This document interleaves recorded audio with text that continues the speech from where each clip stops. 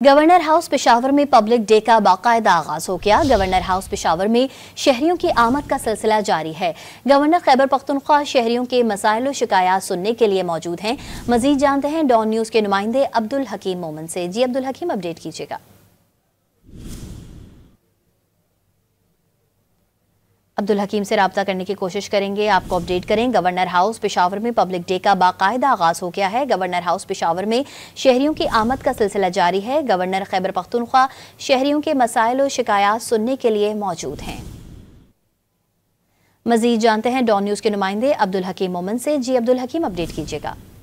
ये जी बिल्कुल, गवर्नर खैबर पख्तूनख्वा फैसल करीमकुंडी की जानिब से आवाम के लिए एक दिन मुकर्रर करने का ऐलान किया गया था और इस ऐलान पर अमल दरामद होते हुए आज पब्लिक डे है और पब्लिक डे पर गवर्नर हाउस आम शहरियों के लिए खोल दिया गया है और जितने भी शहरी बड़ी तादाद में इस वक्त गवर्नर हाउस में मौजूद है। गवर्नर खैबर पख्तूनख्वा और दीगर हुकाम खुद बजाते खुद मौजूद है, उनके शिकायत सुनते हैं और शिकायत के अजाले के लिए फौरी तौर पर अहकाम भी जारी किए जाते हैं। कई शिकायत सुने गए हैं और मौके पर उनका हल निकाल दिया गया है।